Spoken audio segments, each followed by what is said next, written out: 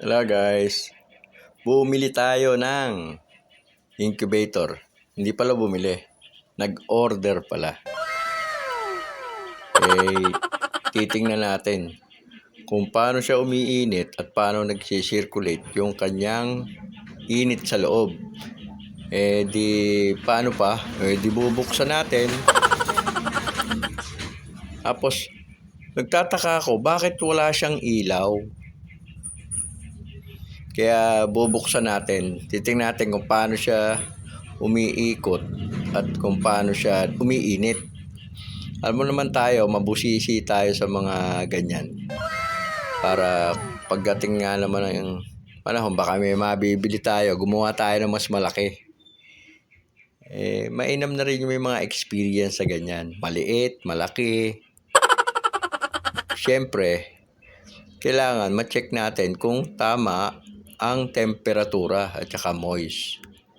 At kung ilang oras bumibiling yung sa setting niya, kung ilang oras bago bumiling yung itlog gumalaw. Ayun o, tinanggal ko muna yung tray niya eh. Tapos titingnan natin kung saan lang dumadalo yung tubig. Para siyang may kanal sa loob akong nakita eh. Madali lang naman siyang buksan. Takip lang na may plastic, parang plastic screen lang yan. Ayan, oo. Hoy. Yung palang may buzzer din pala. Buzzer and thermostat. Kasama ro sa setting. Kaya kung may singaw, hindi niya nakukuha yung temperature niya, sinet mo, tutunog pala siya. Ayan o. Si-set na uli natin. Tingnan natin kung paano siya mag-roll. Hindi pala mag-roll. Bumabago lang siya ng pwesto, tumatagilid-tagilid. Assemble na uli natin para matesting na natin kung paano siya gagana at yung setting niya at maitama na yung temperature.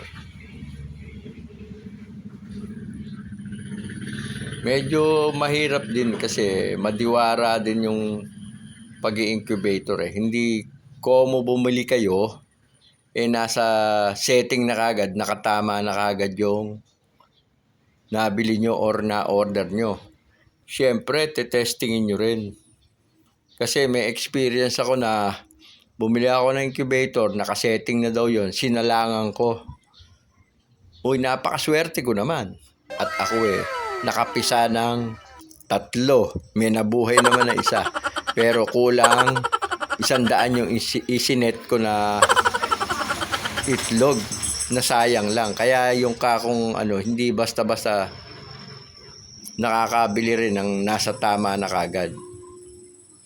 Mainam din yung yung tested na yung mabibili nyong incubator, yung nagamit na pagpisa na talaga nila, yung hatching ability, yung percent nila mataas. Lahat naman nung isinet ko dati, lahat yun may similya pero hindi siya napisa. Hindi lahat ng incubator talagang 100% na pumipisa. Katulad nito, kung mga 2 araw lang, tetestingin ko to. Tapos sasalangan natin ang may similyang itlog at iintayin natin yung 18 to 20 days para ma-prove kung talagang mataas ang hatching ability niya na nakakapisa talaga siya.